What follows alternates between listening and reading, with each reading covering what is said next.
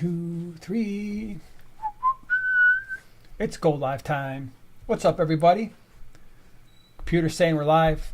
I hope that's the case, because you never know 100% for sure until all the other electronics go off like crazy, and you're like, ah, yes, indeed we are live. But until that time, sometimes I wonder if I'm just talking to myself. But I don't think that's the case. How are you, everybody? Glad you are here. Thanks for hanging out with us on a Wednesday evening, chilling. Going to be talking about fish because, I mean, we're a fish channel, so why not, right? Yeah, no special topic tonight. So it's really going to be all about you. And hopefully you've brought some really outstanding questions, because that's what we plan to do most of this fine evening. Glad to be back after a week off last week. And I hope that this is our last week off for a very long time, because I don't think, at least for the foreseeable future, we have any Wednesday clashes and commitments going on, right? No, I don't think so. I don't think so. Chris, thank you so much for becoming a prime timer, primate, prime time partner. Really appreciate it. Hope you enjoy the experience. Welcome to the wacky world. Welcome to the wacky world of prime timers.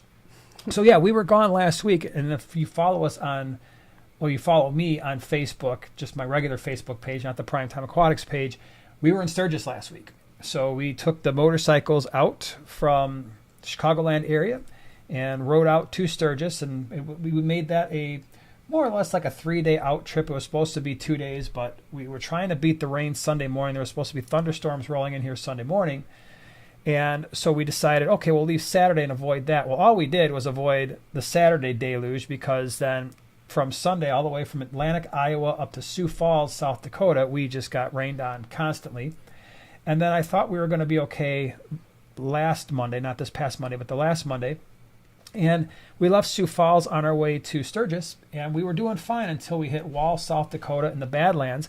And the second half of that, it was absolutely pouring. And so there's nothing like being in, literally, for those of you who have been in the Badlands before, you might not see a car for, I mean, especially on the way back. It was, I mean, we'd go 30, 45 minutes at a time before we'd see any kind of humanity. Yeah. And it was no different going there through the Badlands on Route 44, if you're familiar with South Dakota. And it was raining super hard on a road I was not familiar with. And then we were also starting to contend with, ooh, man, you know what? What if it starts getting dark? Because we were trying to get to our cabin before dark, because it's not a good thing to be riding around in the Black Hills in dark, because there's a lot of wildlife there.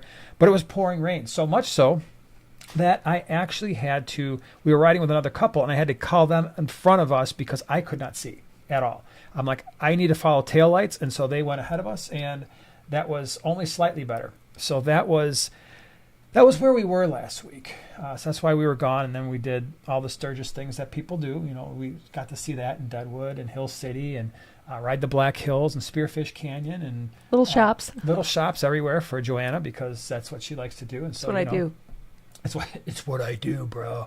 Yeah, and so then we got back once we got through, I would say Tuesday, the rest of the time was really nice. Yeah, it was. And we lucked out Tuesday, so get this. And I promise we're going to get right to fish, I promise.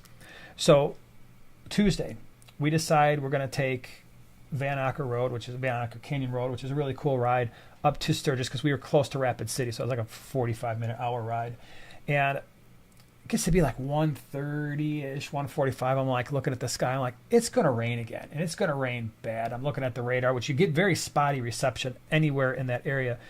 And so she's like, well, let's go. So we take the Van Acker back into Nemo Road, and right as we're getting back, we're parking the bikes in front of the cabin. We walk in the cabin, and not maybe within 3 minutes, it starts downpouring for about, 3 hours straight, like heavy downpours.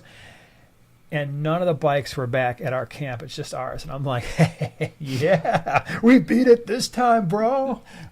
You didn't get us rain. And it never got us again. And then even on the way back, when we got to Fairmont, Minnesota, on the way back this past, Friday night, we beat rain by, I'd say, about a half hour. And it was severe thunderstorms in Fairmont, Minnesota. So good times. I felt pretty good. I felt pretty good about our beating the rain after our first 2 days of total deluge. So, Whip, thank you so much for the super chat. Just want to say thank you to both of you for sending me such an amazing shirt. I can't express to you how much I appreciate it. You guys are truly good people. I strive to be just like you when I grow. Oh, Whip. That's heartwarming. Thanks, man. I When you appreciate grow that. up. I appreciate that. Kevin, thank you so much for the super chat. I got a question. Kevin! All right, so what's the question here? When cichlids look like they are yawning, what are they doing? Seen it from both my South American and Lake Tanganyikan cichlids. I think that's just basically what they're doing. It's totally normal. So You're boring them, Kevin. Yeah, you got to put on better TV shows for them, or sing a better song, or play better music. I think Dance. maybe you could learn a dance or two, and just be like more entertaining for your fish, and it will be helpful. Now, sometimes, that yawning thing, that's a very common thing. Now, you just have to distinguish that. I'm sure they're not doing this, but sometimes fish will be looking like they're spitting something out, and that could be an indication of some type of disease, but I doubt that's what your fish are doing if they're just doing it from time to time. They're just sleepy. If they were doing the whole disease thing, like they were trying to spit something out sort of thing, and they were getting skinny constantly, that would be an issue. But I think your fish just need better entertainment. I think you got to step up your game, dude, and it'll be okay after that. I promise. Whip says, I was typing and not listening. Primetime Aquatics, did you ride out there or a trailer? No, we don't own we rode. We don't own a trailer. So although we discussed it at first, I'm not going to lie. Can I just be open and honest? At first, we're driving out there. I'm like, man, look at all these people in the trailers. What's wrong with them? Man, you got to ride. You got to ride out there. On the way back, I'm like, I can see why they do that. I can see why they do that. One, you're not, especially on the way back. Like when you're going out there, you're all hyped up. You're super excited about what's to come. And then on the way back, I mean, my gosh, before we started the trip on the way back, we'd already put on like 1,500 miles in 5 days. And so I'm like, this is fun and all, but doing over 900 miles in the next 2 days is maybe not ideally what I want to do. So I could see going either way with it, either riding, that's great. But I certainly am more understanding of people who trailer the bikes out there, because especially for those who have even longer rides. I mean, we're lucky in Chicagoland. I mean, we were planning to get it done in 2 days. We would have had no problem doing that if it was weather permitting.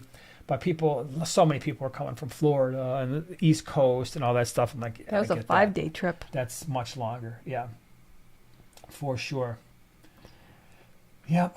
So anyway, let's talk a little bit about videos and things that are coming up. So Sunday, I did a video, if you haven't seen it, on kind of just going over 3D backgrounds, and not the DIY ones, which I will do that video. A lot of people asked that when I did that short on the DIY backgrounds that I had built. I think that's something we could incorporate into a tank just to show how that's done, because it is relatively inexpensive. But then I did a video on Sunday about just the types of 3D backgrounds you can get from Aqua Decor and what was the place I got it from? Now I can't even remember.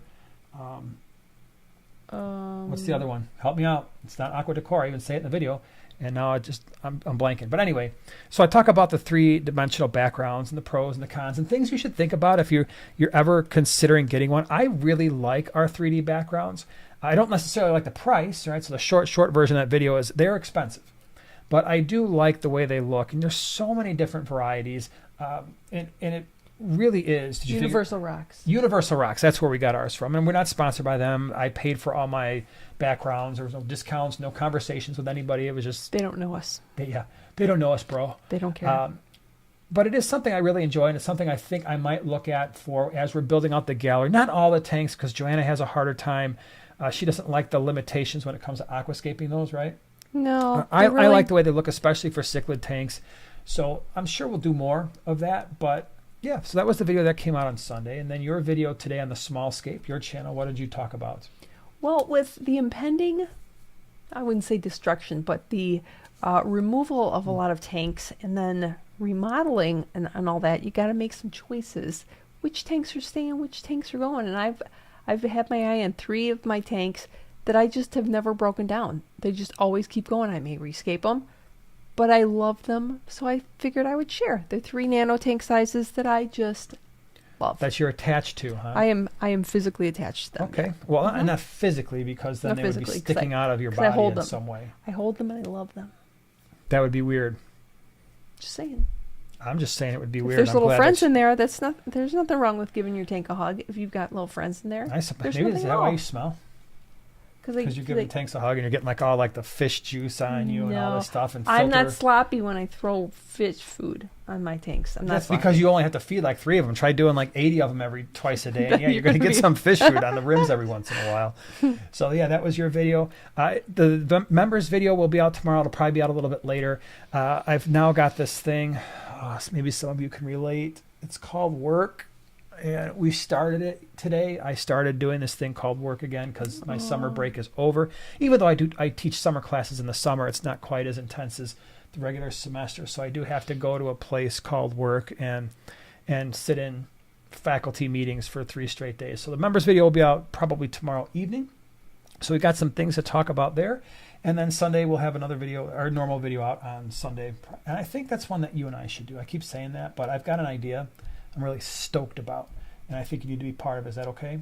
Mm-hmm. Will you commit to it in front of all of our friends and family? Well, she's doing it, so I've already committed her. So if it starts some kind of a marital issue, you'll know what happened. You saw it here first. He made her do the video on Sunday, and it all went downhill from there. So, so Sunday we've got I think it's going to be a pretty cool video, and I'm really kind of psyched out for the start of fish season. I know for us regulars, I almost don't like saying that because there's no such thing as fish season. Fish, when you're keeping fish, it's like any other pet. It's 24/7. It's 365 days. It's not like you take off a few months and say, days a week. See you in the fall. Yeah. But in terms of like when everything ramps up, the swaps and all that stuff. And so we're getting ready for that. I've got a sizable fish order coming in, I hope on Monday. That is going to be not for the green water. So by the way, we've got green water on... It must be it's the 2nd. It's Labor Day weekend. Really? So it's Saturday the 2nd in Tinley Park. Wow. So that's the Green Water Aquarium Society swap. So I'm looking forward to that. And then for the GCCA, which is 2 weeks later, so it's got to be like Sunday the 17th, I believe. That's when the fish that I'm bringing in will be available. That's coming in the next couple of days. So that'll give them pretty close to 4 weeks of quarantine time. But some cool stuff, some stuff I haven't had in a while. So if everything comes in that I have ordered, it's stuff that a lot of people have been asking for. So if you're in the area, we always try to get the website updated 3-4 days before the actual swap. So if you go to primetimeaquatics.com, you can get your fish there and not have to worry about, is you going to have them available? Order them, pre-order them. So that's what's coming up in September. And I think that is pretty much the story of that. You have anything you would like to add? Anything I forgot? Well, Aquashella. There's 2 things going on with Aquashella. Thanks for reminding me. You're welcome. I appreciate that. I'm totally stoked. Go ahead. So continue. First thing is stuff you already know probably, and that's Daytona coming up November 3rd, 4th, 5th. I don't remember. It's the first weekend in November. Can't wait for that. It's a new location. Highly recommend. Check it out. And then I don't know if you've seen, but the Aquashella locations and dates are out for 2024 already. Thank you to Sean and crew at Aquashella for getting those dates out already. That's exciting. Yeah. And guess what, everybody? If you haven't seen, I posted on Instagram. So if you go to our Instagram, primetime_aquatics, there's a post there with all the dates and the information. But there are now 3 Aquashellas next year, like there have been previously. And so you've got Dallas that same weekend in May. I think it's like the 18th and 19th. Now we're talking about 2024 now, so I know it's way out there, but just mentally being ready. And then we have the one that has been added. We're back in Chicago again. And so that's August. Woohoo! I think it's August 3rd and 4th. So that weekend in August, we're back in Chicago by popular demand. That is awesome because so many people are like, what is going on? Why didn't we get Chicago? So it's coming back for 2024 and then back in Daytona in November of 2024. So we're back to the 3. Really excited about that. When I saw that post, I was like, yes. Okay, now all is right with the world. The world is back in balance because all 3 Aquashellas are going to be happening. So, and our plan is to be at all 3. Lord willing, we'll be at all 3 of them. I personally have never missed one. And I think you've missed just Dallas. Yeah. The first Dallas, that was it. And then you've been at every other one? I think so. Yeah. So, yeah, looking forward to it. It's going to be awesome. People have been asking what's going on with the renovation. Nothing. I'm going to be really honest with you. So, like I said, we were gone in Sturgis. That was a full 7 days. Before that, I was trying to get ready for that. Since I've been back, we got back Saturday night. I've been basically trying to clean up stuff and get ready for the semester. And I'm hopefully... next week, I think, will be time where we can start breaking down that other fish tank rack, your rack of 20s and 29s. I've kind of got the space planned out.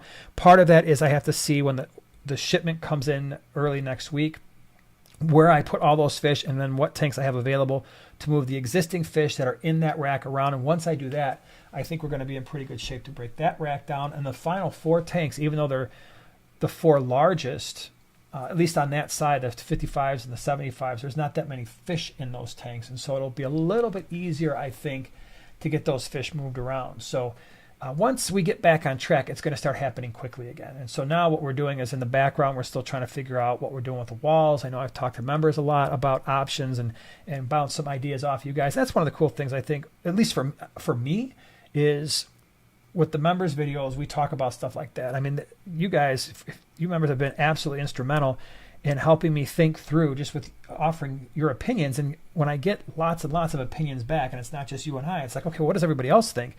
And you get hundreds of opinions back. That's pretty cool.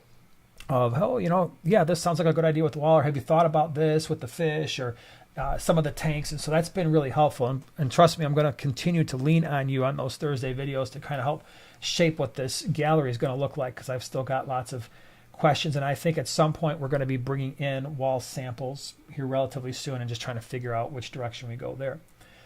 So yeah, that's the deal with the fish room renovation. It's still happening. Just it's moving slower right now. I knew it would. That's why I said fish room renovation will not be done until late fall, early winter, because we were taking our time with it. We want to do it right. And some of the stuff just takes time moving fish around, as you could imagine. When you've got really what we're doing is we're breaking down close to, was it 40 tanks? Because I mean, we're going from roughly 80, maybe 35, because there's some tanks up here. So it's in the 30s at least. And so as you can imagine, for those of you who've ever broken down a tank or two, and you're like, oh, that was not fun. Well, we got to do like 35 of them, plus all of the infrastructure that goes with it, and then the remodel. So it's going to take a little bit of time. So you'll be done by like next Tuesday. Sweet. Yeah, that would be great. That would actually be wonderful. Clear out up here, and we're going to be all set. Mm-hmm. Yep, I'm stoked. Yeah. So, time for questions? Yeah, I'd love to answer some questions. Yay! All right, this one I saw, this is related to our beloved CPDs, the Celestial Pearl Danio. Uh-huh. This question's from Angel, asking if they are very sensitive fish, because he's been considering them or some chili rasboras for a 5-gallon with some cherry shrimp. There is a reason why I bring in the Galaxy Rasbora / CPD so often. One of them is because people love them. Obviously, if people don't love them, there's no reason to bring them in massive quantities. And keep in mind, when we are bringing them in, it's very common to bring in 400, 500, 600 at a time. And I've done this multiple times. I would say in the last year, what'd you think? I probably brought in well over 2,000. At least, let's just say bare minimum of 2,000 of those fish. So I think I've got a pretty decent handle on those fish, and I can tell you they are one of the reasons why we bring them in. Is, like I said, they're amazing fish. 2, they're really hardy for us, and we're keeping them in hard water with a high pH, and that's not really their ideal situation. They would probably prefer a pH closer to neutral and softer water than what we offer, but they thrive in our water too. Great color, live a really long time, eat like crazy. And even when we've had issues where it's like, oh, you know what? Is something starting to pop up in this tank? If I hit them with meds, they seem really resilient to the medications and they recover quickly. And so I really do like the CPDs. They're a great fish. That fish in particular, I would say, from the Rasbora side, is one of the hardier. You mentioned the, what was the other one? The chilies. Mm-hmm. Chilies have been outstanding. The Mira Rasbora, we have Mira Rasboras that are still going to be on the website through September that are some of the hardiest fish. And if you like chili Rasboras, check out the Mira, because it's almost identical to the chili. And it surprises me because the Mira it's MERAH. It's not as popular as the chili, and so people see them like, oh, it's not a chili Rasbora. And it's like, no, you don't understand. These are basically the same, with the exception of slightly different patterning on the body with the same colors. And my gosh, those fish have been outstandingly hardy and tiny too, just like the chilies. Cute as a button. Yep. But I would not hesitate to bring in more CPDs. I'm not going to bring them in for September because for us, what I try to do is I don't want I don't want to overwhelm a market, right? And so you bring stuff in for a while, and then people get it, and then you kind of take a break for a couple months and let that build up a little bit, and kind of switch off and bring in some other things that people have been wanting, but you haven't had them in 3-4 months. So most likely I'll bring in more in October-ish, November, but absolutely love those fish. Cool. Alicia says, why aren't you into saltwater tanks, just out of curiosity? So it's not that I'm not into them. I definitely appreciate saltwater tanks. I think you appreciate them too, wouldn't you say? I certainly can, especially when you're talking about the macroalgae, which is kind of like half and half. Yeah. So the primary reason is we mostly have our hands full. Well, certainly when we had 80 fish tanks up and running, and I've always said the boys are the ones that maintain the tanks. If I were maintaining them, we would have less. Part of the reason why we're scaling down is Luke is at a point where he may not want to continue to do his side of the fish room, although right now he does want to. And Eli will take that on at a smaller scale, but once he goes, we're going to automate. We're not going to cut back anymore, because I'm very happy with the amount of aquariums that we have and the way that we're planning to set things up, and I love our fish room. So once we are running out of employees, if you will, I will do an automated water change system. So back to the saltwater, it's a lot of maintenance relative to freshwater. And I've never done saltwater before, so there's a learning curve there. And the types of saltwater fish that I'm interested in are a little unusual. I like the seahorses. I like jellyfish. I like gobies, right? The rest of them look amazing, but they're not my thing. And so I would say there are probably saltwater people out there who would say maybe that's not the best organisms to start with, right? Just like if someone were to come to us with freshwater and be like, I've never kept fish before, but I'm going to start with Mbuna. I'm going to start with some wild caught Altum angels. I'm not saying that the saltwater fish are equivalent to what we're talking about here, but it would just be, I don't even know if I'm dealing with fish that are harder on the saltwater side or not. So maybe someday. I'm definitely not ruling it out, but a saltwater tank would be one that wouldn't be in the fish room. It would be up here somewhere that we could pay much closer attention to, for sure. Do you have anything else you'd like to point out? Whip asked that Chicago one is going to put a crimp in your Sturgis trip next year. Yeah, I already considered that. If we do go to Sturgis, I'm going to have to figure out how to... If you go to Sturgis, you're going to have to figure that out. Well, yeah, because you might not go next year, but yeah. Been there, done that. You're right. I'll have to figure out how to kind of try to work some of that around each other, because I get sandwiched. Not only that, but I get sandwiched in between Sturgis. There would be an Aquashella, a Sturgis, and then there's only so far I can push a Sturgis trip out because it bookends with the start of the semester too. So I'll figure it all out. I'll make it work. It's not the end of the world. Don't lose any sleep, okay, Whip? Yeah, I mean, the bottom line is where we stayed, we could not check in until Monday. So I could leave on a Monday at 4 a.m. and just go straight there. It's called an iron butt, and basically what that is, for those of you who don't know, it's you ride 1,000 miles in 24 hours. And I did that on my bike last year, and I did it in, I think it was, I don't remember if it was 18 or 19 hours, but I didn't find it to be that overwhelming. Granted, now if it was raining or something, obviously that's a bigger problem, but if it was a nice day, I could make it out there in one day.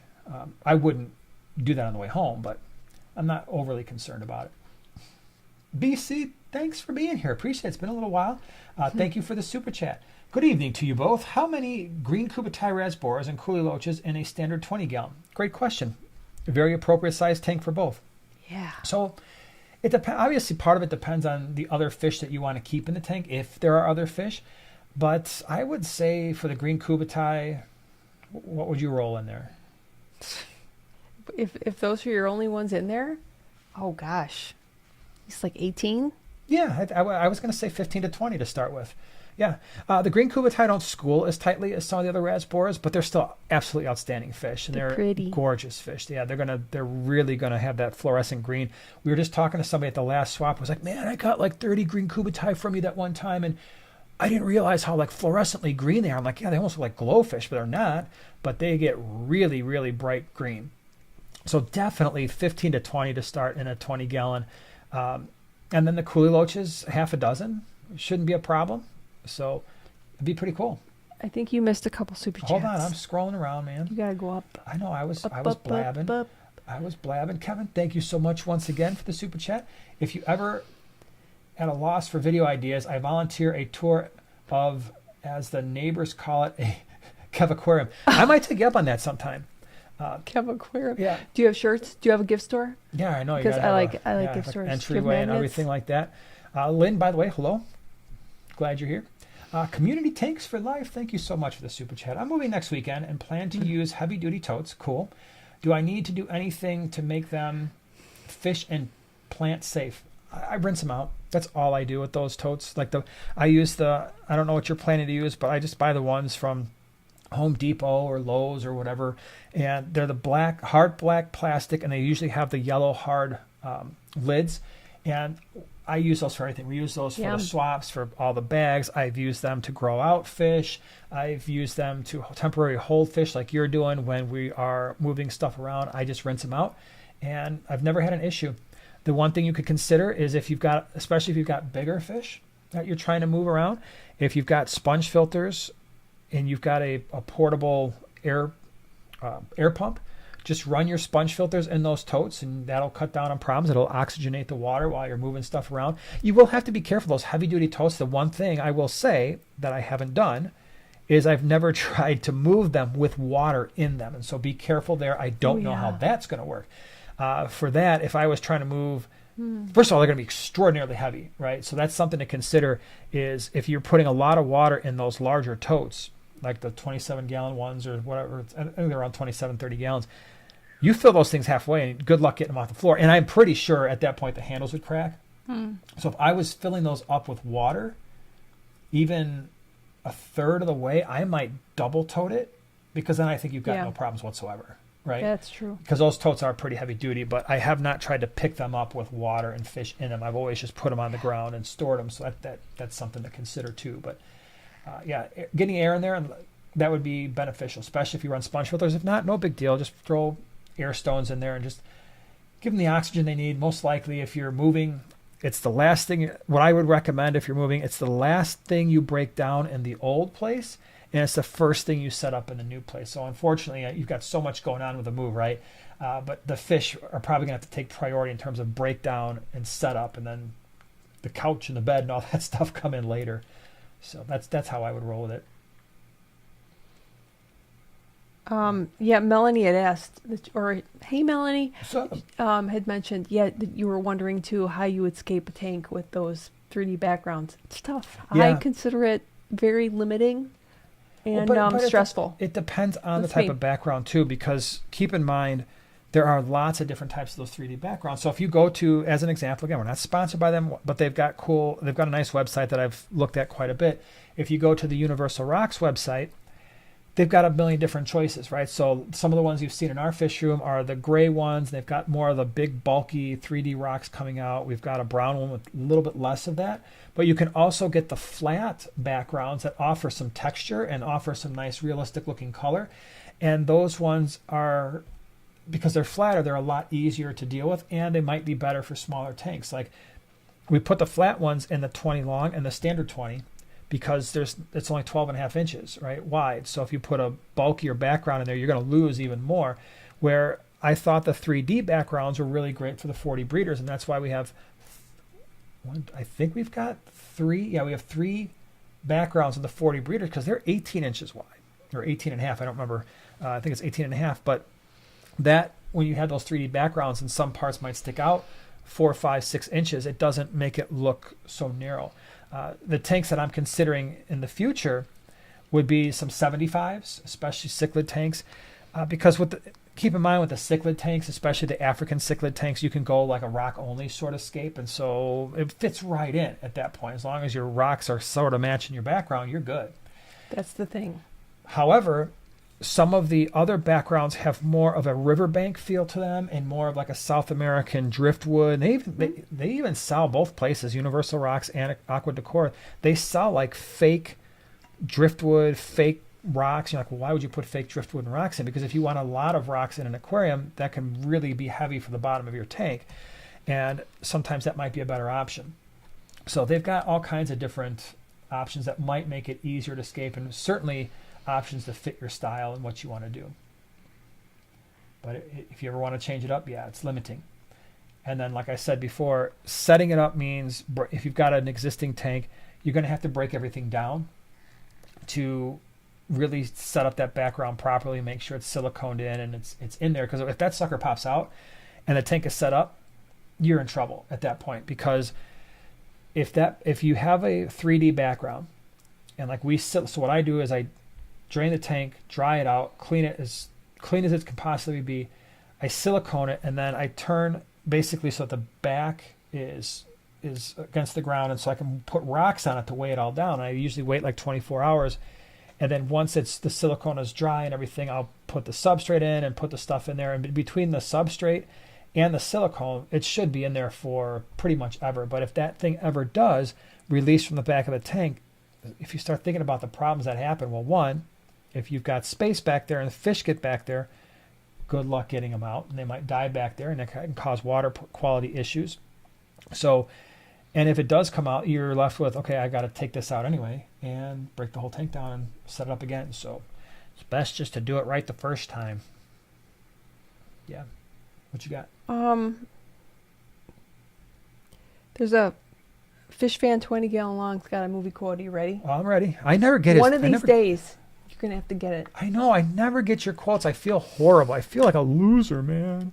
Just a loser. All right.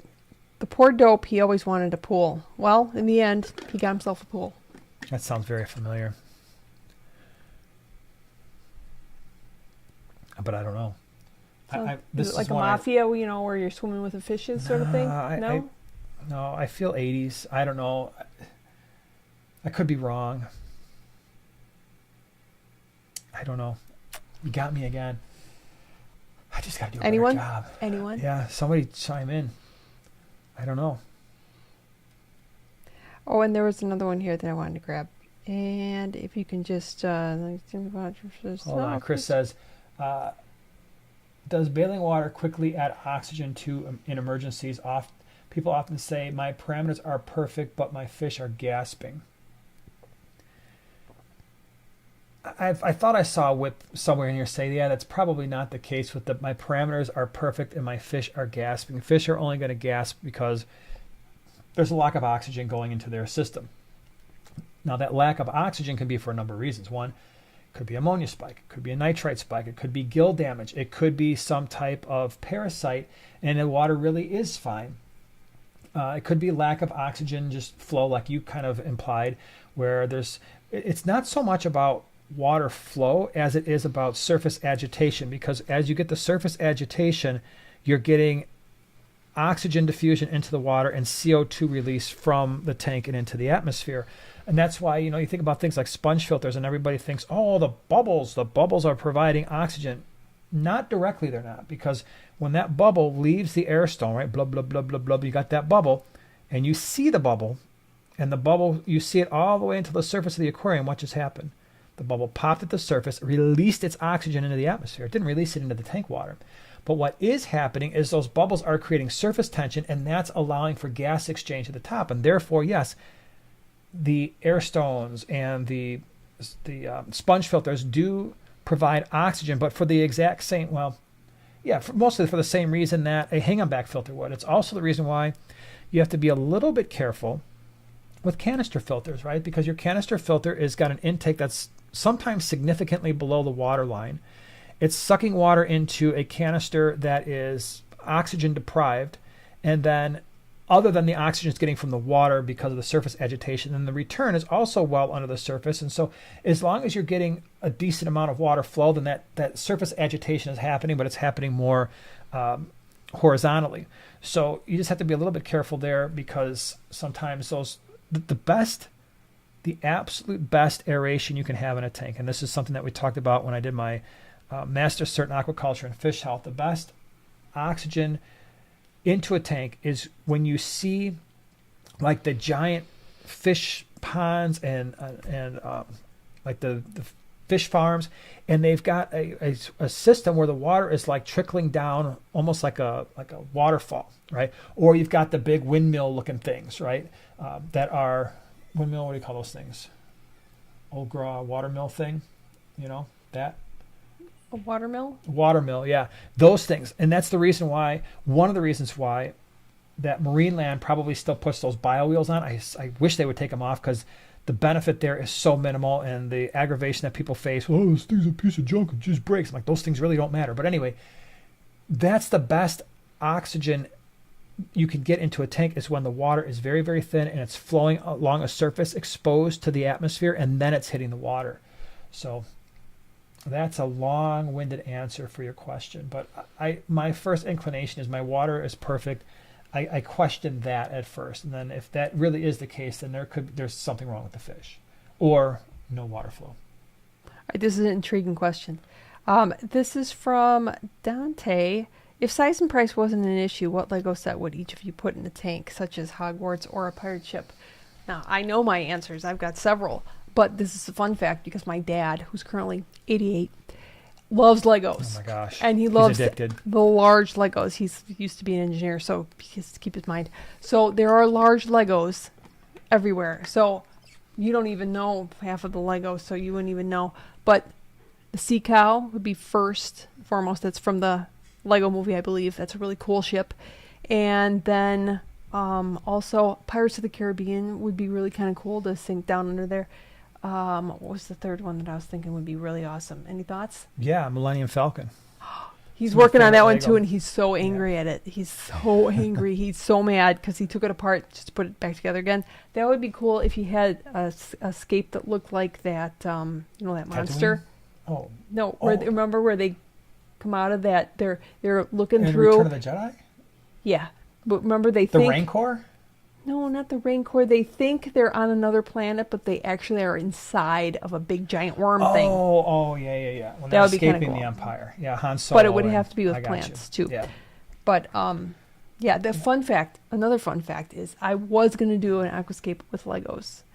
I had actually taken bags and bags of certain colors from them and didn't get around to it. I had to give the bags back, but you never know. Some may pop up at some point.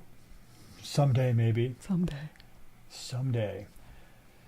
Chris says, why does my GSP tank have green algae all over, aragonite, sand, with no plants? It's everywhere. Oh, the no plants thing could be part of it, right? So the nice thing is if you don't have plants, that makes life a little bit easier because you can do more stuff with the light because you're not worried about keeping plants alive. So you could turn down the light duration or the intensity and start playing with that, see if it gets a little bit better. So, and you've got, maybe you've got some options there with some algae eaters like your bristlenose plecos and stuff that could potentially take care of some of it. Get Maybe to not work. on the substrate, Yeah. but certainly anywhere else. Yeah. James says, question, is old tank syndrome a real thing? And if so, what are the most common causes? Well, old tank syndrome I haven't heard that term in a really long time, but and someone can correct me if I'm wrong, but from what I remember about old tank syndrome is it's basically a tank that is increasingly accumulating nitrate. From what I can remember, that was really the cause of old tank syndrome, and basically what it was chronic nitrate poisoning due to lack of water changes or excessive amounts of organic matter breakdown. But usually it has something to do with maybe not doing enough tank maintenance. Noelle. Hi, Noelle. So She said that she hasn't been in much in the mood to talk fish. Recently lost several dozen fish in 2 tanks. Unclear reason, narrowed down to 3 possibilities. First experience with that. Oh, Noelle, I'm so sorry. join the unfortunate club, and I Yeah, wish you remember? didn't have to. I really do. It happens. It stinks. It's depressing. It's discouraging, right? I mean, for those of you who have experienced that before, It's and tough. you're spinning your wheels and you don't know what's going on, you've got a stable environment, you've got everything's going on, it's okay, and then all of a sudden, it's like 1 turns into 3, turns into 5, and you still don't know what's going on, and especially if there's no signs of obvious disease.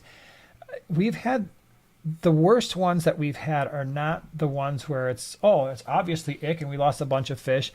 At least there you know what's happened. But the ones that have been really bad for us is when we do the water changes at times, and there's something in the water because within a day, you wake up the next morning like, wow, I just lost half this tank. And what's the only difference? We did a water change yesterday, and there's something there that's probably not going to be easily detectable. And you're going to call your town or municipality and be like, hey, did you do something to the water? Oh, not that I know of. Or, yeah, we just did some maintenance on something. Well, yeah, okay, well, that's great. Now half my fish are dead, and there's nothing they're going to do about it. There's nothing you can do about it after the fact. And it's really frustrating because at times what happens is that's the initial cause, and then that causes fish to die, and then that causes an ammonia spike, and then fish that were probably going to make it through whatever was in the water die because of the ammonia spike. And it's very sad. And I'm sorry that happened. Emma says, I just lost a bunch of Elegans Corys like that. I think it was a bad shipment. Oh, that certainly can be the case too. Yeah. Yeah. Fish Fan 20 Gallon Long said Sunset Boulevard. I think I saw that movie, but oh no, you would not have seen Sunset Boulevard. No. That's William Holden. Oh yeah, Norma Desmond. Oh, I don't even know who those people are. Maybe it was some other Sunset character. Movie. Yeah. Okay. Yeah, if you're quoting anything pre black and white. 1980, probably early 80s, mid 80s, I'm not gonna have a clue unless it's 12 Angry Men or The Wild One. That's about it, right? Those are the only two black and white movies I think I watched. Which ones? 12 Angry Men and The Wild One. Yes, but you have seen It's a Wonderful Life, which I would just leave it. You could show that movie to me again, I wouldn't even know that it's that movie. It's Christmas. It's one of the best Christmas movies ever. I'm going to humbly disagree, but that's okay. Yeah, and I would probably never watch it again. You don't have to. Wow, did you see that? See that kind of attitude? You don't have to, because I'll watch it and be happy, not have a Debbie Downer next to me. There we go. That's a great compromise. Great compromise. All right, let me see here. Chris says 57 version of 12 Angry. Oh yeah, that's the only one I watch is the black and white version. I don't even know why I like that movie because I really don't watch black and white movies, but I think I might have seen that movie in maybe like a high school film class. Really? And it was probably the only movie that they show that entire semester. I was like, hey, this is okay. Yeah. It's a cast of so many. I think that's why. Klugman, Fonda. I don't know who's in it. Don't ask me that stuff. I always forget E.G. Marshall from Christmas Vacation. I just know the one guy from the other show. Fonda. No. Quincy M.D. Jack Klugman. Yeah, that's Quincy M.D., right? Yeah. Yeah, that's the only guy I knew. I'm like, oh, that's the young Quincy M.D. That's pretty cool. It just shows you that's my situation. Yeah. Lemon Lizard. I have a 10-gallon quarantine tank with embers and odos. Cool. They got sick and 8 died. Not cool. A week ago. They've been fine since Thursday. My guppies are slowly dying too. Should I move embers to make space for guppies? All right, so the embers and odos are in a quarantine tank, and they got sick, and 8 of them died a week ago. So here's what I do with quarantine tanks. I quarantine everything for 4 weeks, minimum. The minute something goes wrong in that tank, I start the clock over again. I know it stinks because, man, these fish may never get out of quarantine at this rate. But let's say I had the fish in there, like in your case, I had the embers and odos in there, and they were fine for a week, and then all of a sudden I started having issues, which can very easily happen. That's why we quarantine, right? To avoid that from happening in our main tank. The minute that happens, once I fix the issue or treat them or they get over it, now it's another 4 weeks because I don't trust that they are looking okay and therefore are disease free. And so I'm starting that clock over again. And then once that 4 weeks happens, then they go in the main tank. Now the guppies, let's see here. 8 died and they've been fine since Thursday. My guppies are slowly dying too. So I'm assuming the guppies are in a different tank. I would leave the guppies wherever they are because whatever's in there, if they're having problems, are exposed as well. The one thing I will say about guppies, if they are newer guppies, I personally do not buy guppies from big box stores, and I don't buy them even from most pet stores because unless the pet stores are buying them from a local breeder, most likely the pet stores are getting them from the same place that the big box stores are getting them from, and I've had absolutely horrible luck with store-bought guppies. the only guppies, and I tell the story a million times, the only guppies I've ever truly had success with were guppies from Twin Cities Guppies, which are outstanding. We did get some guppies from LRB Aquatics. Those were fine, as you would expect. Of course. And then from our clubs, from like the Library Society or our GCCA or Greenwater, and people bring them into the swaps. And if I feel like I'm on a guppy kick, I'll get them from, because they're all breeding them locally. So I will not buy guppies from pet stores anymore, because the vast majority of pet stores are just buying them from the same places that Petco and PetSmart are buying them from, and I couldn't keep them alive. So much so that I just figured I was like a deficient fish keeper for years, because it doesn't matter where I get these guppies from in terms of pet stores, I'm killing them all. And I just stopped for a long time until Twin Cities Guppies. We got some those Dumbo ear guppies, and then we got the yellows, and they just took off like crazy. I'm like, turns out the guppies do, and I have hard water with a high pH, so it's not like my water parameters are bad. So anyway, to answer your question, I would leave the guppies where they are, and if they need to be treated, consider just treating the tank and anything that's in there, but leave those fish separately, because you could wind up with the situation where now you've got cross-mogenation of multiple diseases and then wipe out everything. Yeah. Wait, where'd it go? Kevin says 2:45 a.m. is right around the corner. I'm going to hit the dusty trail. Wait, what's that? He's got to get up really early. Kevin's hit the I road. get it. All right. Good night. Have a wonderful evening. Yes. Yeah. All right, let me see here. Let me scroll around. And second floor's here too. Awesome. What's up? Welcome. Lee says, hello, do you know if close related cories could breed together? Sure. Some of them can hybridize, and that's why, it's one of those things where maybe I would be careful about offspring, but yeah, it's possible. I mean, really closely related species, possibly. I don't know how common it is for the hybridization to happen in cory cats. Not as much as other types of fish, like some cichlids and things, though. Which says, I know him as Oscar from The Odd Couple. Yeah, that's another one. I never watched Quincy. As a kid, I don't know why, one of my parents must have liked that show. It was on every once in a while. I found it mildly entertaining. I was thinking who played Tony Randall played the other character, but just can't beat Walter Matthau and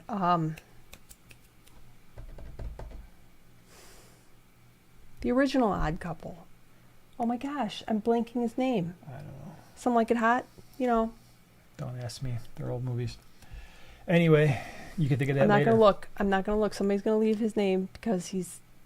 Yeah. Oh my gosh. Yinzer, thank you so much for being here. Getting frustrated with my two angels in my planted 55. They keep eating my wisteria.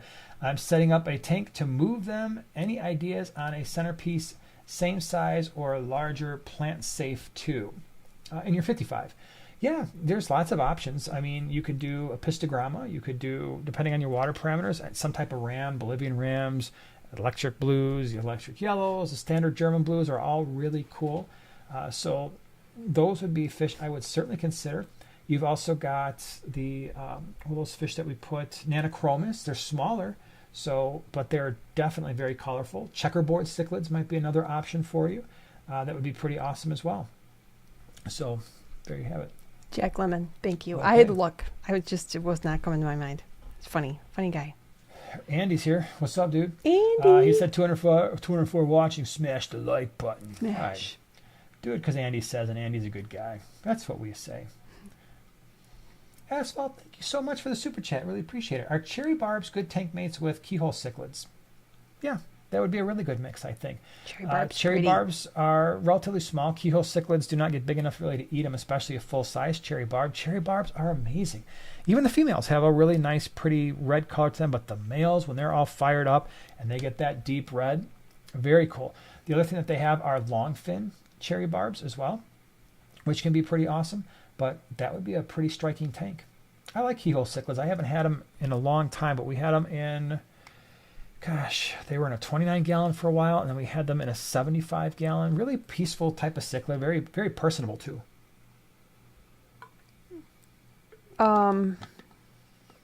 Cherry barbs are my favorite. Yeah, they're cool. We haven't brought those in a while. I almost thought about doing that again.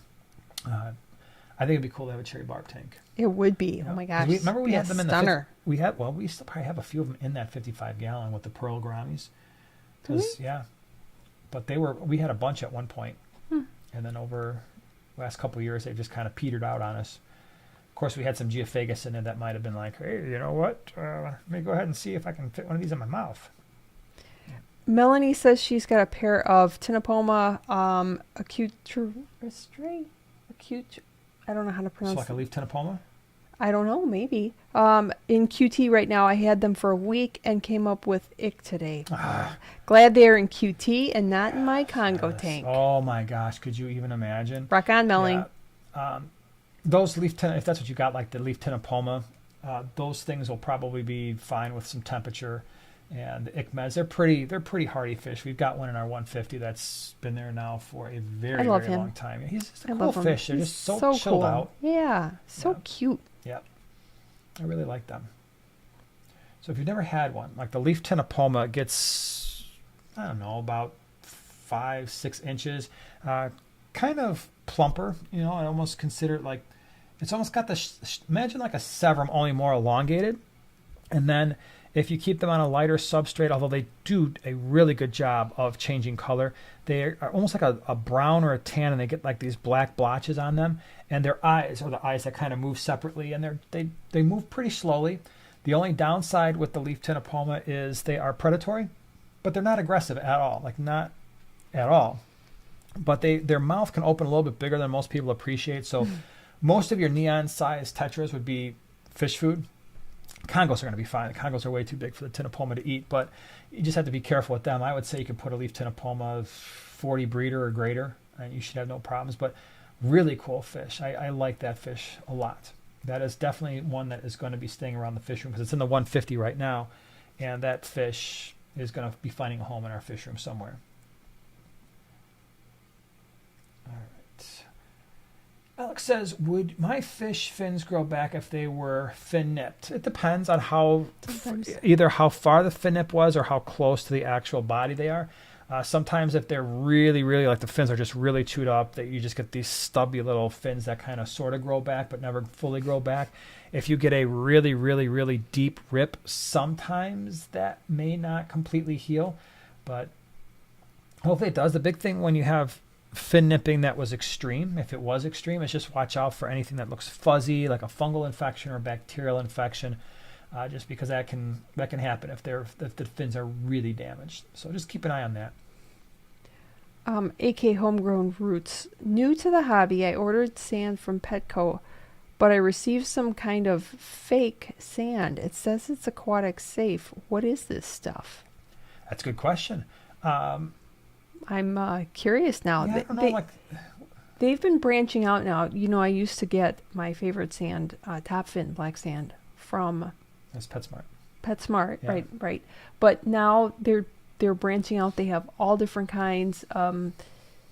And I have a feeling that a lot of it's the same stuff as other stuff. They just slap a different there's name no on doubt it. about it. Yeah. And just depends how much you want to pay and what like quantity you need. But fake sand, what would they be? If it's labeled aquarium safe, it's probably fine. So I don't know if I would stress too much about it. Yeah, I'm curious now. John says, could wine millerite be fighting enough to rip fins, or could it be a single Bolivian ram bully was 8 but now 7 geos in a 125? So funny story. Bolivian rams can be a little bit more aggressive than you might imagine. They're usually not. Bolivian rams are definitely a fish that I would have no hesitation putting in a community tank, like a 20-gallon or greater, and putting some tetras in there, cory cats. They just usually completely ignore those fish. What the Bolivian rams often will do is they will recognize geophagus and the ectrichthys, which like the heckelii, as fish that are very similar. And because they're cichlids, I had in a 75-gallon a Bolivian ram that was full grown, but it was still a small fish, chasing around relentlessly a heckelii, which for those who've ever kept those fish, they look like geophagus. They're big. They're really big. This one was full grown and probably 8 or 9 inches, and that little Bolivian ram would chase that fish everywhere. And then eventually, I think I lost the Bolivian ram, and the Heckelite was like, oh, thank goodness I can just swim around. I don't have this little thing chasing me all the time. But yeah, I would not put it out of the question. I would observe those fish, and you might see that Bolivian ram chasing what could be much larger wine millerai, and especially if they're the same size or close to it, because the wine millerai are still growing out. Ram could certainly chase them around. Because I mean, there was a huge discrepancy between the Heckelite and my Bolivian ram in that 75 when that was happening. And that little ram just didn't care. He would just go, go, go. Brenda says, what is the best substrate? So I'm going to answer it generally, and then you can pipe in with more details. When we set up all these new tanks, it's going to be 100% sand. And the reason for that is it's more versatile, right? I say this a lot, but I can't think of any fish that prefers gravel over sand, but I can think of dozens of fish that prefer sand over gravel. So sand has its drawbacks compared to gravel in terms of maintenance and things like that, but I just think if you're going to set up the tank and not have to break it down at some point long term, I would go sand. Now, the specific type of sand, part of it depends on what your priorities are. So, for instance, if you were wanting to boost your pH and your KH, maybe you might go with like a Carib Sea African cichlid mix, right? But outside of that, do you have a favorite? Like if you could pick one right now, and you're like, oh, I'm scaping a tank, and it's all got to be based on my absolute favorite sand or substrate. I do like the Carib Sea. I mean, they have such a great lineup, and I did a video once on Aquashella. Their display is really cool because they had all the different ones labeled, and you can see exactly what they look like. I like Moonlight Sand. It's a white, but not a pure white. It's just a nice white if you're looking for a light color sand. That's probably one of my favorites. What's the other one that I like? I can't think of the name. Creek, Sunset, something or another. That one's a cool one. Yeah, it's just depending on what you're looking for. The only thing I personally would stay away from is white, like just straight up white sand. Those light colors, they tend to show stuff, fish waste and mulm and all kinds of stuff a little bit easier. So some people don't like it. I do like black sand for a lot of our fish. I think it shows the fish colors off well. The argument against that, and it's a legitimate argument, is it maybe for some people it doesn't look as natural as some of the more natural looking sands do, the tans and the off-whites and stuff. But I just like the color because I like the way the fish show on it. But you can mix it too. You can use gravel and sand together, and it can kind of, you start with the sand, and then as you move towards the rock, you have it move into gravel. Yep. Oink is here. What's up? Says, I can't thank you enough for my fantastic Amazonas magazine from the giveaway because it got to my home on August the 7th. It was like receiving a birthday gift. By the way, happy birthday, which was the following day. So happy birthday, Oink. Happy belated. I'm glad it got there at a reasonable time. That's pretty happy cool. reading. Yeah. Okay, let's see here. Brenda says, I set up a pebble type rock. I love to do sand. I'm going to be a pain, huh? It is easy to clean when doing water changes. That is the advantage of using gravel, is especially the smaller gravel that's still kind of heavy, is stick a gravel vac in there. It's really easy to suck stuff up. You don't have to worry about sucking sand into your gravel vac and then getting it into your bucket, or if it's going straight into a sink and blocking everything up. So there's no doubt that can be a little bit easier. And what is the one that has like the mix of black and white? I've always been tempted to try that. That is a Carib Sea. Yeah, but I don't know. I thought we don't have a bag of that. No. I don't Because know. I've always it been is definitely tempted. Carib Sea, yeah. I'll sometimes see it like in a fish store, and it's just very intriguing. Yeah. I like it. Brett says, I have about 30 super red bristlenose babies. That's awesome. And I was wondering what the best way to sell them is, whether it's swaps or taking them to a store. They are in an established 55 gallon. Swaps, no doubt about it, because the stores are always going to give you less than if you just sell them to a swap or sell them at a swap. The bristlenose, if they're babies, first of all, the store is going to completely lowball you, and as they should, because most people aren't going to want a 3/4 inch to maybe 1 inch bristlenose. Where people who are going to swaps, if they're looking for a deal, they're going to want to buy those. And the super reds are a great bristlenose to have. I mean, they're much more valuable than the standards and the albinos. Just like long fins are more valuable than the short fin varieties. For whatever pleco you have, blue eyes are more valuable than standards. So I don't know what market you're in. So, I mean, it's going to wildly depend. There's a lot of aspects that you have to look at. Are there anybody else at the swaps or in your area breeding super red bristlenose the way you are? How easy are those fish going to be to get out of your established 55 gallons? So if it's a heavily planted, heavily aquascape tank, you're going to find like, you know what? Yeah, it'd be great if I could sell these at the swaps, but I can only catch 3 or 4 at a time. Well, then maybe going to the pet store is the way to go. But if you can catch out 20 of them and you've got other fish to sell too, then maybe it's better to sell them at the swaps. I guess that's another thing to look at is, hey, if it's going to cost you 20 or 40 bucks for a table at a swap, and you only sell 20 bristlenose and you sold them for, like, let's say $4 a piece, well, you made 40 bucks. And then maybe it was just easier to take them to the pet store. So you have to kind of take that into consideration. But generally speaking, if you've got other fish to sell and you can get quantities worthy of selling them at a swap, swaps are going to get you more money than a pet store will, even at the smaller sizes. Barbara, thank you so much for the super chat. Really appreciate it.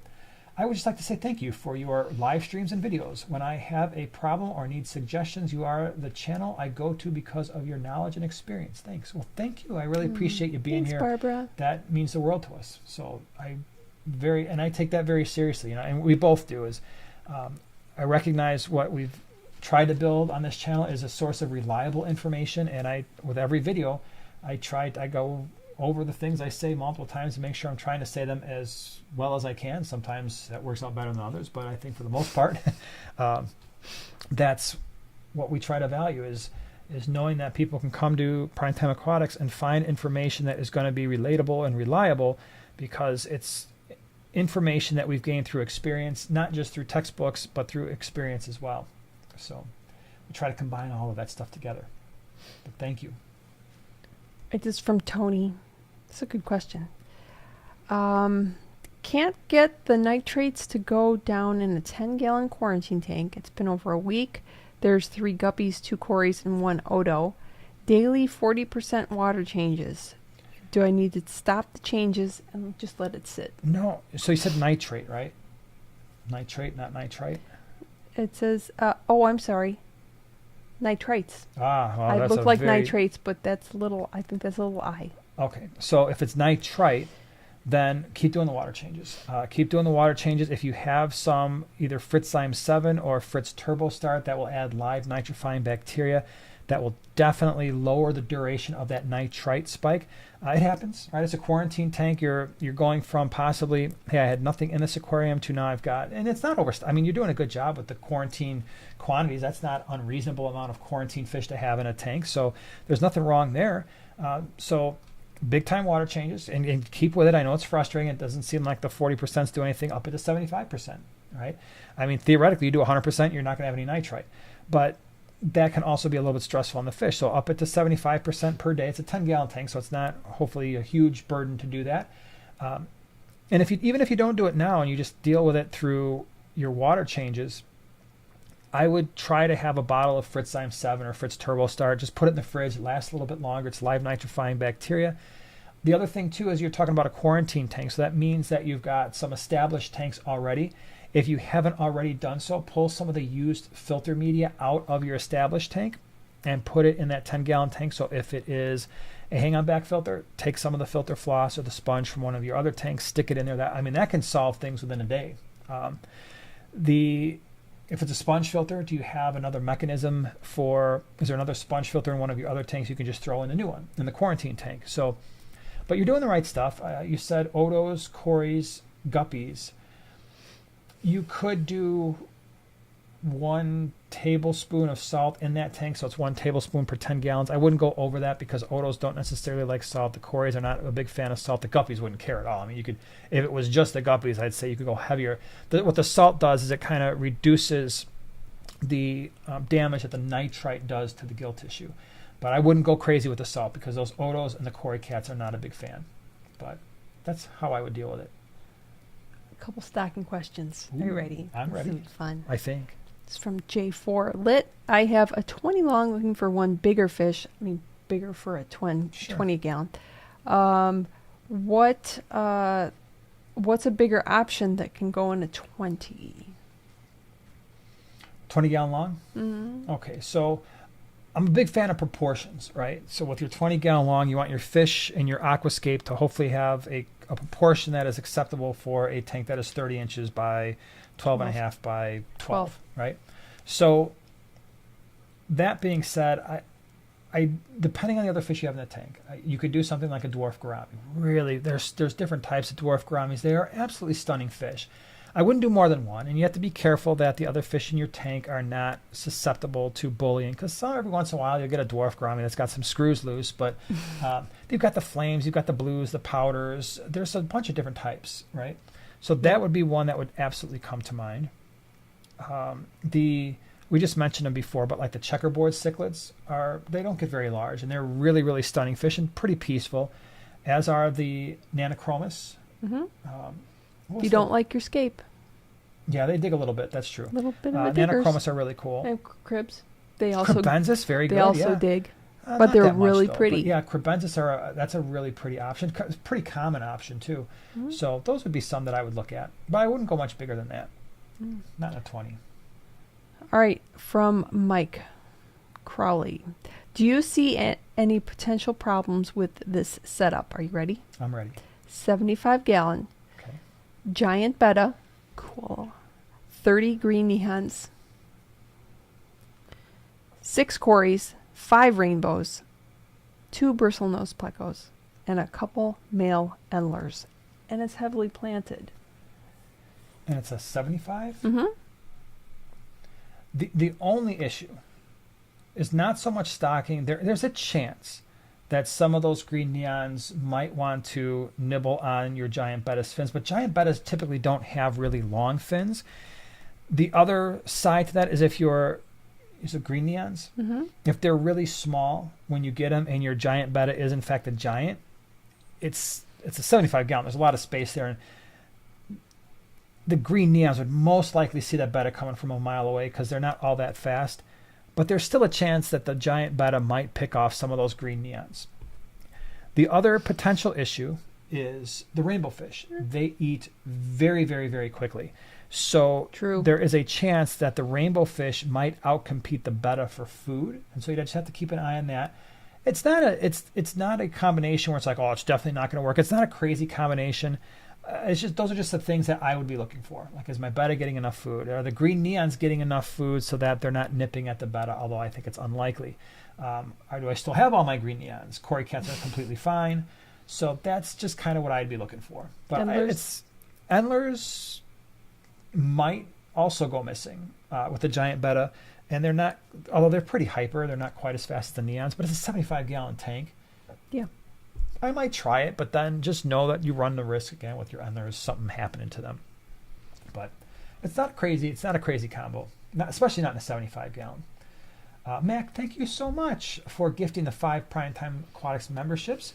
And because of Mac, 22, Brett and Fish Frenzy and Sharpie and Christina and Chris are all now members of. They're all Prime Timers. Thank you so much for doing that. I really appreciate it. That's awesome. Thank you. All right, let me see here. Robert says, I've been looking for a red Oscar, but I keep finding coppers labeled as red. Any idea where I can actually get a red Oscar? I might check the Wet Spot. Would probably be the place I would go. They're very meticulous about how they label their fish. They've got a pretty good reputation. I personally haven't used them, but I know a lot of people who have, and I've never heard anybody say, oh man, that was a horrible experience. So you could check there and see. But I mean, I would think a true red Oscar would be something that is somewhat available. It shouldn't be super rare. This from Lawrence. I have a hoplo catfish. Okay. That looks like its swim bladder is pushed out of its body. Ooh. Maybe a hernia. Is there anything I can do for it? It looks like it's in pain, and it's one of my favorite fish. Oh no, I'm sorry to hear that. I really, the only thing you can do is hope that it's some type of a bloat, and try to give it some either Expel P or Paracleanse and see if that helps at all. It's going to be less effective. If the fish was eating, I would say feed it some medicated metronidazole flakes, or sometimes they will medicate flakes or infuse flakes with levamisole. If it's eating, that would be the most effective way if that is the cause. But if it's not, then I don't know how much there really is that you can do about it. But the most readily available is going to be the Paracleanse and Expel P, and see if that helps at all. I hope it does. Lucas says, any suggestions for fish to pair with red, black, and white betta in a 10-gallon with a bunch of Anubias? That's cool. So sounds like a cool betta. We've done smaller tetras like the embers. We've done some neon types. Just make sure that those fish are well fed, and that cuts down on the fin nipping potential issues there. We've put mystery snails in all of our betta tanks, and I know some people are like, hey, that didn't work for me, but we've done that with every single one dozens and dozens of times, and that's worked out okay. Pygmy cory cats would be pretty cool. It's like your scavenger bottom fish. Clown pleco could work just fine. Is again like one of your scavenger type fish. And the betta is red, black, and red, black, and white. Green cubitai would be another one that I would consider. You got any ideas? You got any ideas? In a 10-gallon, red, black. Well, you could go lamp eyes. Lamp eye rasbora. Yes. Because then you're just, you're just letting the betta take all the color there. But they're still really pretty. Sure, they're super pretty. Yeah, I like that one too.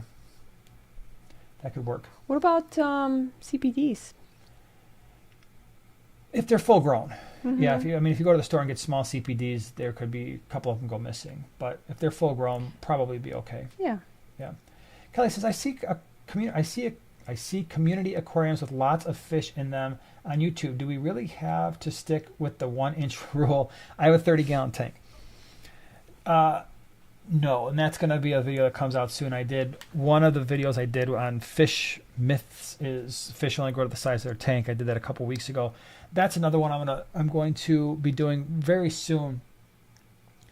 No, the 1-inch per gallon rule is not a rule. It's not actually a thing, because by that rule in your 30-gallon tank, you could easily put 2 Oscars in that tank, because maybe they would grow to 12, 13 inches, and you theoretically should be just fine, even though it would be an absolute hot mess, right? At the same time, you could very, very easily put 30 dwarf Mira or chili rasboras or the lamp eye rasboras or green cubitai, these smaller, 1-inch fish or less, and it really wouldn't look like much. Like if you put 30 chili rasboras in that tank, I promise you'd be like, I got a lot more room in here. So no, that's not the case. We do, obviously, in some ways, stocking a tank can be a little bit of an art. And I'm not totally happy with any of the parameters that have been set, I think, completely out there. You got all these calculators and fish calculators. It's like, some of them are questionable, I would say. One of the things that we've tried to do, if you go back and look at our stocking options videos, and we did one for a 29-gallon, so that would apply to your 30-gallon, is we say, okay, here's some groups of fish that are appropriately sized for that size tank. And then for the most part, if you're getting fish of a similar size and we've got the quantities in there, and so we have it all listed out, like, hey, pick this, here's some centerpiece fish options, here are some schooling fish options, here are some bottom feeders, or kind of like your cleanup crew scavenger fish. That's why we've done that, and I think it's a pretty good approximation, but it can be a little bit tricky, especially for a newbie. But I can tell you right now, that 1-inch per gallon rule, don't use that, because that rule or that myth has probably misled more fish keepers into overstocking a tank for sure. Because like I said, by that rule, you're like, I can put these giant cichlids in here and I'm fine. No, it's not fine, because there's more to, when it comes to stocking, there's so much more than just the length of a fish. First of all, it's basically how much food it's going to consume, and so it's metabolism. Is it a heavy eater? Is it a light eater? And also its activity level, right? So if it's a really, really active fish, it's going to need more space than something that is just going to sit around. So I'll give you an example. Kevin's got the fish now. Hopefully it's doing well, Kev. Chuck. Chuck was our Chaka Chaka cat, and Chuck never moved. I never actually saw Chuck move. He would move because you would go to bed and Chuck would be in a certain spot in a 10-gallon tank, and Chuck was about a 6-inch fish. So right there, some people are like, well, that's not so good. But by the inch per gallon rule, I'm more than fine. But Chuck was a larger catfish. He only ate live fish, unfortunately. But the thing about Chuck is he literally would sit in a corner for 24 straight hours, and then maybe you'd see him on the other side of the tank in a couple of days, and that was just what Chuck did. And so even though he was a larger fish, a 10-gallon aquarium was perfectly fine for him because he never went anywhere. As opposed to, let's say I had a 6-inch Mbuna cichlid. I had a full-grown Pseudotropheus acei, or close to full-grown. That fish is very active, and it's going to need a lot more space than a 10-gallon, be bouncing off the wall. So even though they were the same size fish, and even though by the standard of the 1-inch per gallon rule, I should have been fine for both, one of them is completely inappropriate, and one of them was just fine. So, and by the same token, if I've got a 10-gallon and I want to put in 20 Mira Rasboras, trust me, it's not going to look like much in a 10-gallon. Word. All right, Chris. We've got a question from the infamous, the one and only James Green. All right. Are you ready? Cool. Is it possible for bottled bacteria to go bad if not refrigerated and hurt a tank, i.e. use up nutrients until one has a bottle of nitrate to pollute a tank? Pretty much, yeah. It is possible, right? That's why all those bottles of bacteria have expiration dates. You can go beyond that expiration date if it's been refrigerated the whole time. I've done that, never had a problem. Stuff still worked, and I've gone beyond. Let's just say I've gone beyond that date. But if it's stored at room temperature, and there's an expiration date, I would probably pay attention to that expiration date because you're absolutely right. At that point, if your bacteria have died, yeah, you're basically just dumping in pollutants at that point and organic material that's going to make your situation worse. Because normally if you're using that stuff, you're using it because you're trying to avoid an ammonia or nitrite spike, right? And so if you're just dumping in organic material and you don't have beneficial bacteria in there, you're just creating a situation where you're going to actually increase ammonia. So I would pay attention to those expiration dates on those bottles for sure, especially if they've been stored at room temperature. Rob, thank you so much for the super chat. Really appreciate it. My betta recently passed away. Sorry to hear that. That's always a sad thing. So sad. Can a 10-gallon betta tank that's been running for 2 years remain cycled with just snails? Not in a rush to get another betta. Absolutely. Yes, it can. It might not. You might still have a slight, very temporary ammonia spike if you were to re-add a betta or other fish. So my recommendation is no matter what type of fish you're thinking about adding at a later time, just do it slowly. So if let's just say you're going to switch things up and you're like, oh, I'd like to add some small rasbora. That's cool.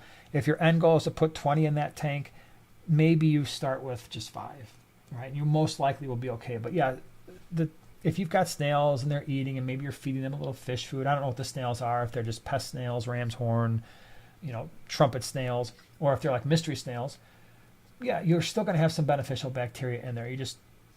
You're going to have to give them a little bit of time to kind of ramp up when that new fish gets added or new fish. But I'm sorry that happened. Yeah. So what you don't want to do is go to keepfishkeeping.com and look at all the beautiful bettas because you will lock eyes with one beautiful betta. I'm just saying. That's going to happen. It's going to happen. To God be the glory. What's the best heat controller so I don't fry my plecos? Thank you. Oh. I don't know what the best heat controller is because I don't use them. We heat our fish room. So I don't know a brand, but what I will say is if you're concerned about your pleco fry, especially in a larger tank, I've always said I would prefer, first of all, I never use a heater's settings to determine how warm a fish tank is. So if you've got a heater that's adjustable, like, oh, I'm going to set it to 78 degrees, and then think that the tank is 78 degrees, that could be a really dangerous thing. And it doesn't really matter the brand. I've seen almost all brands of heater be off by 3, 4, 5 degrees. It happens. For me, it's not the end of the world because what I do is I set it to a temperature that I think I want it, and then I watch the tank, and I actually take the temperature of the tank with a separate thermometer, usually just a little ones that are $2. They float in the tank, and they're pretty easy to see. They get the temperature pretty quick. It's like, okay, I set the heater for 78. and it's actually 80. Well, then I'll back it off to 76, and the tank will actually be 78. So I don't stress about that. And I know, especially like we did the Eheim heater review, and people are like, oh, it wasn't exact. I don't know what heater is. I've yet to come across a brand that's consistently always the exact temperature that it says it's supposed to. So I always use a separate thermometer. You can use a heat gun. That being said, if I were heating my tanks and anything over 4 foot and above, I'd like to have 2 smaller heaters, one on each side of the tank, as opposed to one larger one, just to make sure that the heat is distributed, completely evenly. But if that's the case, I would set the heaters to roughly both the same temperature, but then I would have an external temperature controller thermometer that would turn those heaters on or off simultaneously based on what the separate thermometer is saying. Because anytime you've got a fish tank with more than one heater, what inevitably happens is they're not going to be perfectly in sync. And so let's just say the heater on the right-hand side of your 4-foot tank is reading, it's 76 degrees and I'm set at 78, so I'm just going to turn on. But the other one is not reading that 76 degrees. It's thinking that the tank water is 80. And so it can be off by that much. And so that one never turns on the left. And pretty soon you defeated the purpose of having 2 heaters, because the one on the right is always on, it's always running, and the one on the left is almost never running.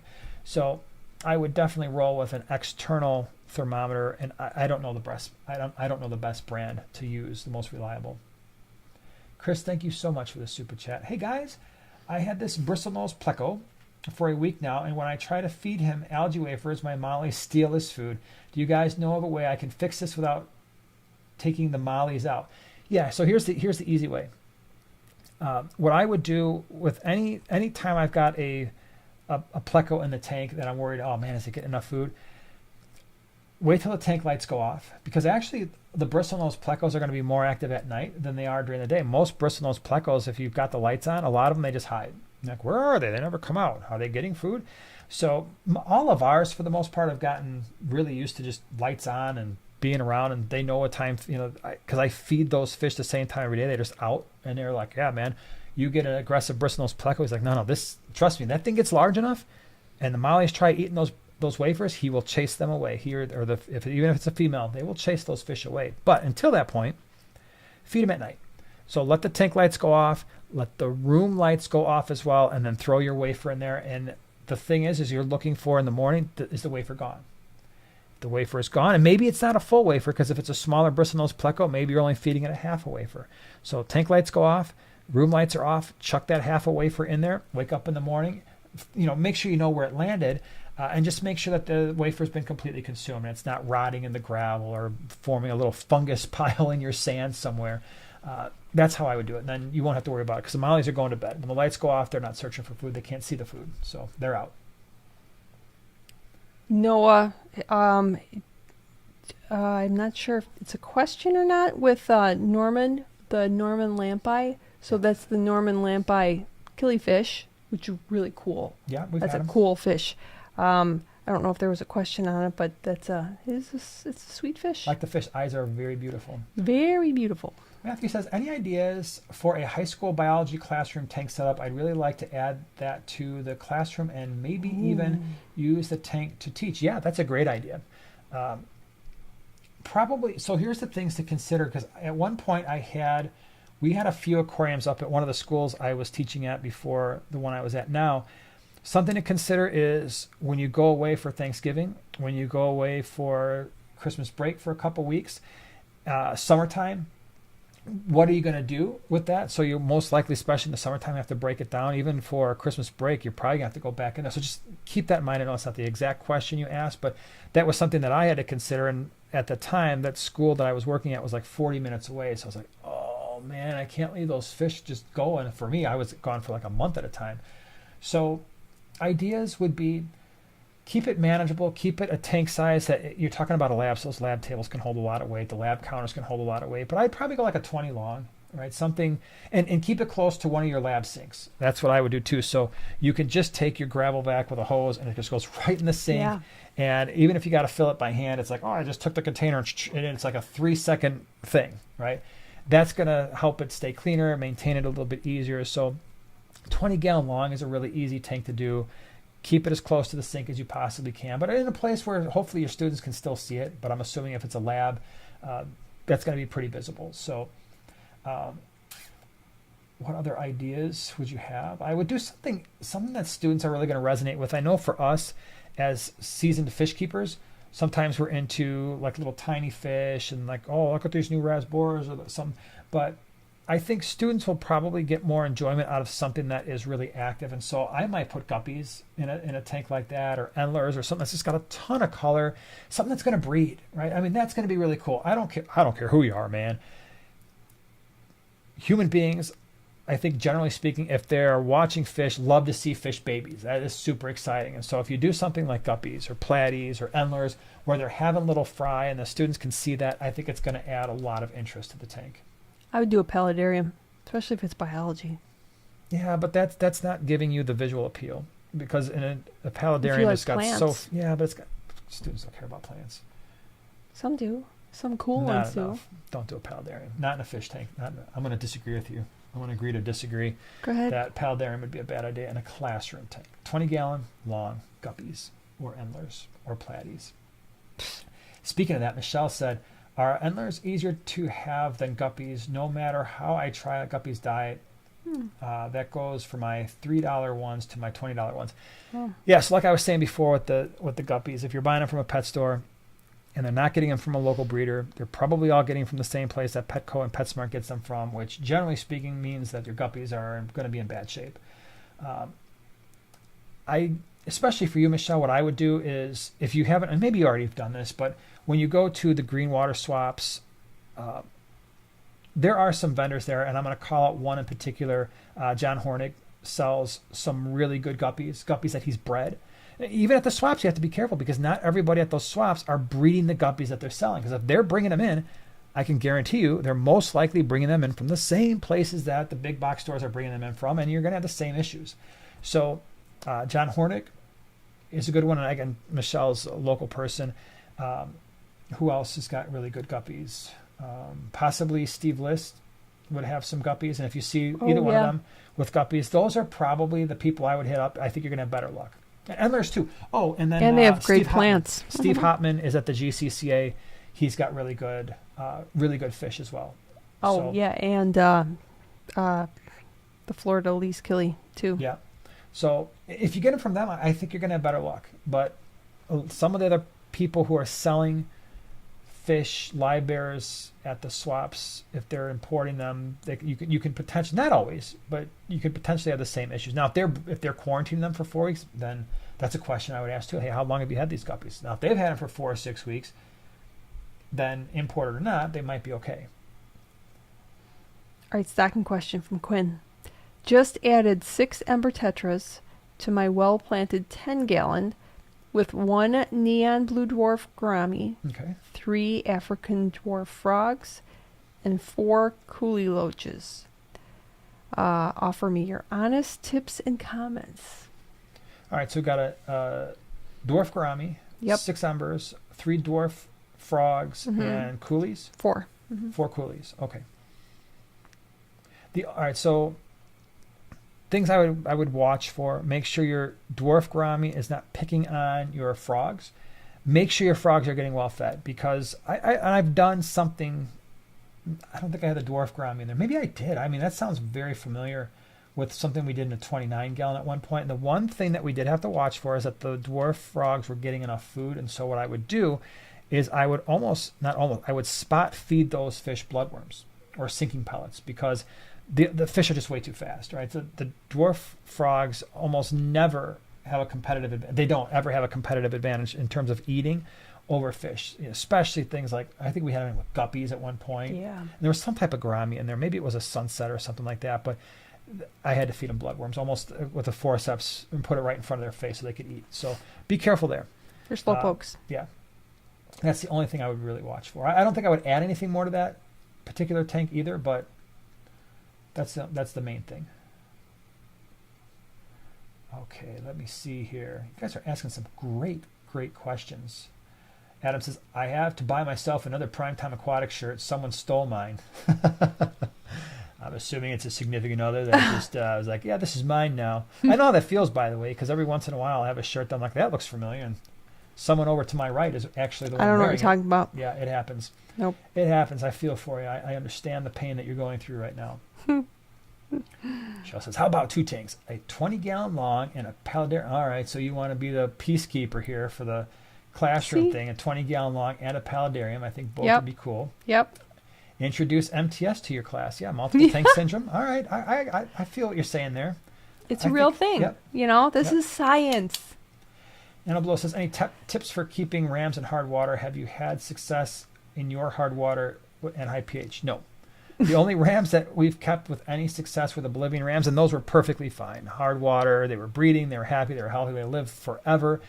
I have horrible luck with German blues, the electrics, the yellows. I don't even bother because I just know that they're not going to thrive in our water. So if I were going to keep them, if I really wanted to keep them, I would bust out the RO unit, which is a pain for me because then I have to hook it up again.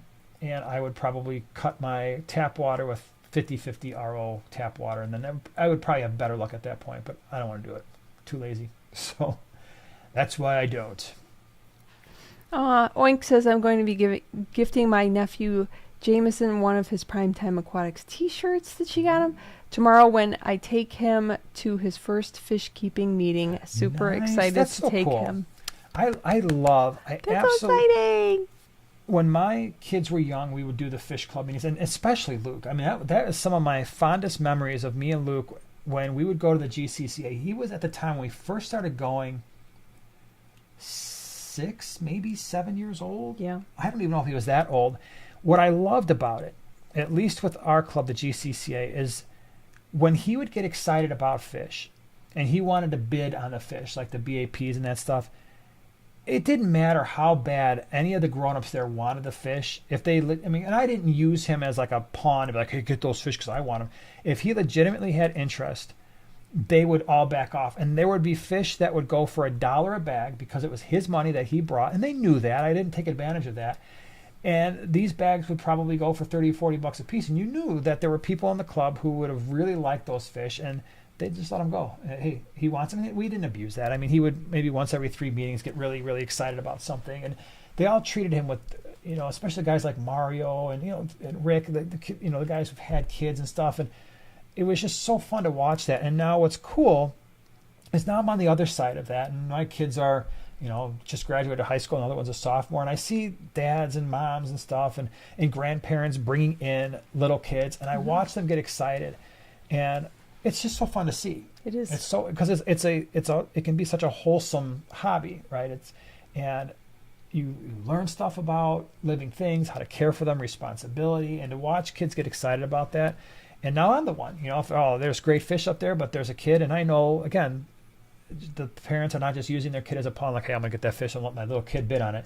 I back off too. I'm like, no, let the kid have it, And I think that's just something our clubs have always been really good at, and have always been really encouraging. And the Greenwater Society that we have by us, it was always been outstanding. I mean, they would get the kids involved. They would be runners and, hey, go grab the bags. And the kids would get all excited and they're showing the fish and grabbing the money and giving it all out. And Luke and Eli I still say to this day, our Greenwater Aquarius Society Club used to have their meetings on a Friday night. And this is back when the kids were, I think we started going, at least on the Friday night meetings, they were young, 9 and 6, let's say, 10 and 7.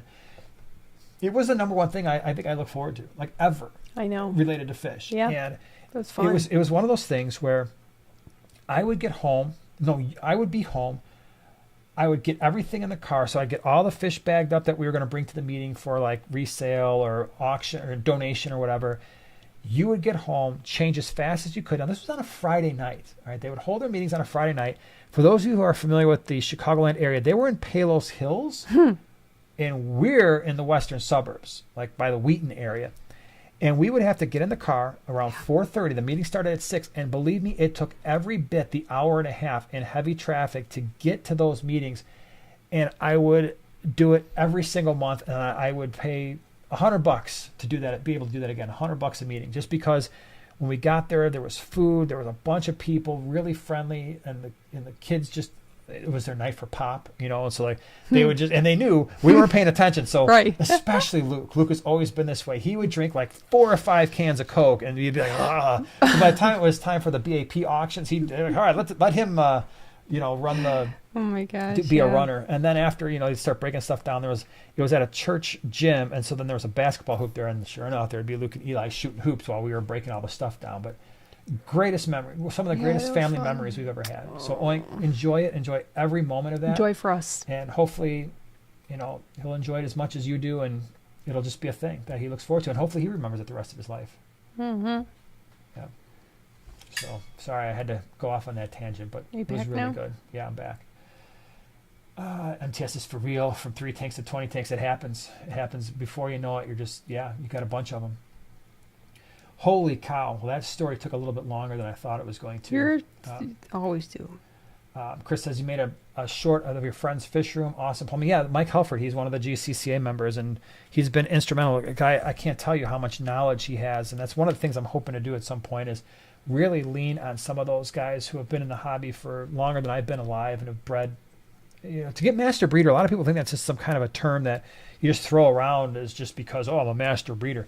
In our club, GCCA, a master breeder, one means you've bred 100 different species of cichlids. 100. That takes a while. And they've got different, like master breeder 1, 2, 3, and it's like 2. There are guys that have bred 400 or 500 different species of cichlids, not counting all the other types of fish they've ever bred. That deserves some recognition. And so I want to bring more of them in.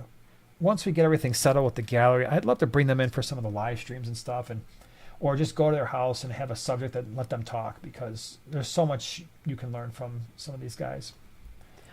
Real quick here, Yeah. Mac22 has a question. My 8-year-old son, Joshua, wants to do a video of his tanks so you can see it. Is it okay if I upload it and send you a link to comment section? He wants to be a YouTuber, LOL. So the best way to do that, especially if it's a shorter video, would be send me it via Instagram. I think that's probably like what people do with the shorter videos, like, hey, just check this out, because you can't send them on the comment section of a YouTube video. It won't take that stuff, and the links always get blocked up in the spam stuff, and then I can't find it. So Instagram would be the way to do that, and I'd love to see it. I would love to see it. So, all right, everybody, we're going to call it a night because it's past our bedtime. It's past your bedtime. I kept you up later than I was supposed to, but you had so many awesome questions. Thank you for that. Yeah. Makes it more interesting for everybody. So please, next Wednesday, we're going to be back, same time, same place. If we didn't answer your question, I'm sorry. Ask it again next week. Thank you to everybody for the super chats and everything, and for Mac with the membership donations, and for Oink and Second Floor and Whip and everybody else who was holding down the fort, James, for keeping track of all the stuff. And we will be back next Wednesday, same time, same place. Hope you're here with us to hang out. I think next week we'll have to probably do some type of a giveaway. Yeah. Yeah. Yippee. I think that would be a thing to do. So thank you very much, and we will see you next week. Have a good rest of your week. Bye-bye, everybody. Bye-bye.